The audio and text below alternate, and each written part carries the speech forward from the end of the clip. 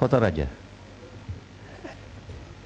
Bismillahirrahmanirrahim. Yang amat sepatutnya tadi kita boleh selesai 14 orang. Tapi masalahnya Tadi setiap pembahas tu makan masa. Apalah yang amat. Tak apa. Terima kasih Datuk Yang di-Pertua kerana memberi peluang pada saya. Datuk Yang di-Pertua, dalam masa yang singkat ini saya akan menumpukan perbahasan saya hanya kepada satu aspek Belanjawan 2013 ini. Yang amat berhormat Perdana Menteri di dalam mengemukakan belanjawan ini menyebut perihal manfaat yang bakal diterima oleh orang kurang upaya dalam 4 perenggan dokumen bajet ini. Perenggan 64 menyebut betapa kanak-kanak yang dilahirkan kurang upaya menghadapi masalah pendidikan awal kerana kekurangan taska OKU, dan kerajaan akan merintis projek taska OKU untuk 6 kategori kanak-kanak OKU, sindrom Down, autisma, pekak dan bisu, cacat fizikal dan masalah pembelajaran. Perenggan 111 yang Amat Berhormat Perdana Menteri menyentuh tentang peruntukan 1.2 bilion untuk program golongan yang memerlukan, termasuk di dalam peruntukan ini ialah allowance pekerja OKU. Perdana Menteri walau bagaimanapun tidak menyebut sama ada allowance maksima ringgit Malaysia 300 ini akan ditambah untuk OKU yang bekerja. Jika tidak, maka ia adalah sama sebenarnya seperti apa yang telah ada sekarang. Perenggan 124 yang Amat Berhormat Perdana Menteri hanya setakat menyatakan yang golongan OKU bersama dengan pesara dan pelajar yang tinggal di bandar besar sudah menikmati diskaun 50% kadar tambang apabila menggunakan perkhidmatan komuter KTMB. Tiada perkara baru mengenai kemudahan pengangkutan kepada OKU di sini. Perenggan 130 yang Amat Berhormat Perdana Menteri melakarkan peruntukan 543 juta untuk program perumahan rakyat, dan 20% rumah PPR ini adalah untuk penjawat awam dan sebahagian kepada golongan OKU. Namun sekali lagi Perdana Menteri tidak menyatakan berapa peratus yang hendak diberikan kepada golongan OKU. Mungkin ada di antara kita merasakan bahawa ini sudah cukup baik. Malah negara kita mungkin menjadi rujukan kepada negara-negara jiran yang sedang membangun. Namun impian OKU adalah suatu hari prasarana infrastruktur pengiktirafan kepada OKU adalah seperti di beberapa negara maju seperti di England dan UK. Datuk Yang di-Pertua, tidak ramai di antara kita menyedari yang WHO World Bank Summary Report on Disability pada Jun 2011 menganggarkan 15% daripada penduduk dunia ini mengalami ketidakupayaan. Maka dengan anggaran ini, maka Malaysia akan atau telah mempunyai kira-kira 4.2 juta rakyat OKU. Namun statistik pendaftaran OKU negara ini hanya menunjukkan yang OKU yang berdaftar terkini ialah 361,000 sahaja. Ini bermakna tidak sampai 10% OKU di negara ini telah mendaftarkan diri. Jumlah ini tidak menggambarkan keadaan sebenar bagi golongan OKU di negara kita. Sebahagian besar OKU diabaikan oleh pihak kerajaan yang keperluan mereka tidak dipertimbangkan. Oleh itu mereka tidak dapat menikmati kemajuan negara.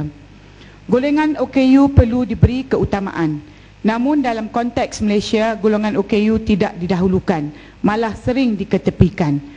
Kerajaan Malaysia sudah menandatangani atau meratifikasi Konvensyen Hak OKU Pertubuhan Bangsa-Bangsa Bersatu, di mana konvensyen ini sebenarnya menjamin golongan OKU menikmati peluang yang setara dengan orang upaya serta penyertaan penuh serta efektif dalam masyarakat di semua aspek kehidupan, iaitu accessibility, mobility, kesihatan, pendidikan, pekerjaan, pemulihan dan penyertaan dalam bidang politik, ekonomi dan sosial budaya.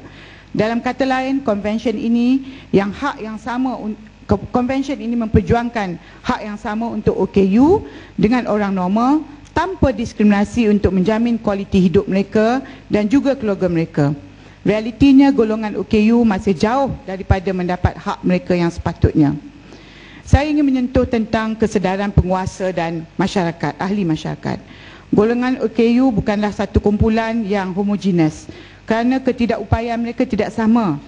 Kita ada OKU yang kurang upaya pendengaran, kurang upaya penglihatan, kurang upaya fizikal, kurang upaya pembelajaran, pertuturan, mental, dan ada orang OKU yang mempunyai pelbagai ketidakupayaan. Jadi kompleksiti di dalam menangani pembangunan OKU dalam penyediaan kemudahan awam, pendidikan, pekerjaan dan lain-lain bukanlah satu perkara yang boleh diambil mudah dan tidak mungkin ditangani sekiranya tekad politik dan kesedaran dari kalangan pembuat dasar dan penguasa, kaki tangan kerajaan dan orang ramai di tahap yang menima atau masih di dalam kejahilan. Kepakaan terhadap keperluan OKU masih rendah walaupun sudah ada polisi dan undang-undang untuk memastikan kesejahteraan OKU. Mungkin pemimpin, penguasa dan pembuat keputusan, terutamanya yang terlibat di dalam perancangan dan pelaksanaan kemudahan OKU, perlu melalui latihan kepekaan sehari dua menjalani kehidupan seorang OKU. Pilihlah, ini termasuk ahli-ahli parlimen juga ya. Pilihlah dan jalanilah simulasi seorang buta, seorang pekak, seorang bisu, cacat fizikal dan terpaksa memakai kerusi roda. Mudah-mudahan selepas itu kita merasa empati terhadap OKU dan mula memikirkan tentang OKU di dalam segala perancangan pembangunan fizikal dan modal insan negara. Ketidakkepekaan masyarakat dapat kita lihat di dalam kehidupan seharian masyarakat apabila kita melihat seperti tempat-tempat parkir, tandas dan kemudahan-kemudahan OKU juga turut dicabuli orang normal. Di BKL pun tidak peka kepada masalah yang dihadapi oleh OKU penglihatan yang tinggal di Brixfield. Di sini ada Malaysian Association for the Blind, ya, pusat latihan mereka di situ. Mereka merintih apabila jalan raya bersebelahan pusat latihan orang buta, satu-satunya jalan yang mempunyai lampu isyarat yang berbunyi ditukar menjadi jalan satu hala. Mereka menggambarkan yang kampung orang buta, mereka panggil Brixfield ni kampung orang buta, seperti di Langgar Todak. Apabila kereta-kereta laju, laju bila jalan bertukar menjadi jalan satu hala dan kemalangan menjadi kerap. Mereka sudah tidak mampu untuk membuat laporan polis dan ada pemandu yang melanggar mereka, mencabar mereka supaya membuat laporan polis. Kita juga sering mendengar berita orang OKU yang OKU penglihatan sering ditahan di bawah Akta Orang Papa 1967 kerana dikatakan mengemis.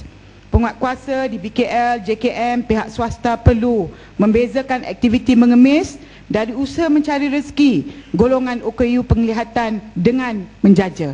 Kita menyokong usaha membasmi kegiatan pengemisan. Namun Akta Orang Papa 1977 ini janganlah digunakan sewenang-wenangnya ke atas golongan OKU, terutamanya yang cacat penglihatan. Sepatutnya pihak berwajib perlu mencari jalan untuk menempatkan penjaja OKU di satu kawasan yang strategik dan memastikan yang mereka adalah peniaga tulen. Dasar afirmatif untuk membantu golongan OKU untuk melesenkan perniagaan barangan tertentu dan menerima latihan dan modal sewajarnya difikirkan dan dirancang. Tuan Yang di-Pertua, menjalani kehidupan sebagai OKU mungkin dapat digambarkan. Kalau orang normal kita berjalan dan kita setiap kali kita berjumpa dengan pagar ataupun hurdles untuk sampai ke satu destinasi di sepanjang perjalanan, kita perlu lompat untuk sampai ke situ. Mereka menghadapi cabaran untuk akses sampai kepada kemudahan awam, masalah pengangkutan, masalah pendidikan, mendapat pekerjaan, perumahan dan rawatan kesihatan. Semuanya menghambat dan menguji kesabaran mereka. Untuk golongan OKU mandiri, sistem sokongan terutamanya pengangkutan awam perlu mesra OKU. Golongan ini tidak dapat menikmati pengangkutan awam dengan sebaiknya, terutamanya perkhidmatan bas Rapid KL kerana reka bantuk yang tidak mesra OKU dan tidak sejagat. Mungkin masyarakat merasakan bantuan RM300 untuk OKU yang bekerja dan RM150 untuk OKU yang tidak bekerja dikira cukup baik sudah. Pemikiran sebegini akan menyebabkan sebahagian besar OKU akan berada di dalam kumpulan miskin tegar. OKU menuntut supaya lebih munasabah dan berfaedah jika kerajaan memberi allowance kecacatan untuk semua OKU secara automatik kepada orang-orang kurang upaya yang berdaftar. Ya, boleh habiskan. Sikit lagi. Kebanyakan kita masih memfokus membantu dan menolong OKU di dalam dimensi kebajikan. Dan jika pendidikan atau latihan diberi adalah setakat untuk membantu OKU hidup dan memenuhi keperluan asas sahaja. Dimensi ini tidaklah salah, namun adalah tidak memadai kerana walaupun golongan OKU ada kekurangan di dalam satu aspek, mereka juga mempunyai kelebihan yang perlu diiktiraf dan diberi peluang dan ruang untuk merealisasikan potensi mereka dan turut menyumbang kepada negara. Justru itu kerajaan perlu mengubah fokus pembangunan OKU kepada pembangunan berasaskan hak atau keadilan dan tidak lagi pembangunan berasaskan kebajikan semata-mata. Hanya dengan mengalih fokus, barulah pembangunan OKU dirancang sebagai pembangunan arus perdana dan bukan bersifat sekunder atau subsidiary sebagaimana berlaku hari ini. Datuk Yang di-Pertua, sedikit lagi saya minta peluang ini kerana tak ada orang bercakap panjang mengenai OKU. Malaysia juga telah menandatangani dokumen-dokumen lain di peringkat antarabangsa seperti ASEAN dan Asian and Pacific Decade of Disabled Persons, BIWOCO Millennium Framework for Action, memberi komitmen kepada masyarakat dunia yang akan melindungi, mempertahankan hak dan memastikan hak sama rata OKU untuk mendapat pekerjaan. Komitmen ini juga telah diterjemahkan di dalam negara dengan penggubalan polisi untuk OKU pada tahun 2007, diikuti dengan Akta OKU 2008. Akta ini telah menetapkan kota 1% untuk OKU di dalam perkhidmatan awam negara. Seperti yang diketahui, jumlah kaki tangan awam Malaysia sekarang mencecah 1.4 juta dan sepatutnya terdapat 14,545 OKU yang bekerja dengan kerajaan. Jumlah OKU yang menjadi kaki tangan awam sekarang ini hanya 1,500 orang. Ini adalah anggaran kumpulan hak asasi Majlis Paguam di dalam memorandum mereka kepada Suhakam, yang ini tidak sampai 10% daripada yang disasarkan. Di dalam laporan tahunan Suruhanjaya Perkhidmatan Awam Malaysia yang terkini, dilaporkan permohonan jawatan di tahun 2011 berjumlah 7,114 orang. Namun jumlah OKU yang berjaya mengisi jawatan hanya 132 orang, tidak sampai 2% yang berjaya.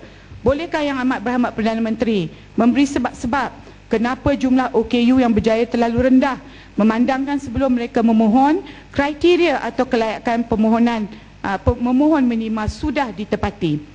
Kementerian Pembangunan Wanita Kebajikan Masyarakat juga memperakui yang sasaran ini belum tercapai. Saya tahu dan sedar yang memang mustahil untuk kita memenuhi kota ini dalam masa 5 tahun ini, namun kerajaan perlu meletakkan satu rangka masa untuk pencapaian sasaran dan menjadikannya ia sebagai satu NKRA atau KPI untuk semua kementerian. Sekiranya tindakan afirmatif ini tidak serius, kerajaan akan berhadapan dengan peningkatan jumlah OKU miskin. Pada masa yang sama, pembangunan dan latihan OKU untuk mengisi kota ini perlu dipergiatkan. Bila saya mengatakan tentang tindakan afirmatif, saya tidak bermaksud yang OKU didahulukan hanya atas sifat OKU walaupun mereka tidak memenuhi kelayakan minimum, tetapi lebih kepada langkah-langkah yang diambil untuk mengupayakan atau memberdayakan mereka untuk memikul tanggungjawab seperti seorang normal. Selamat. Bakri dah menunggu lama. Okey, saya bersambung nanti dalam jawatan kuasa. Terima kasih.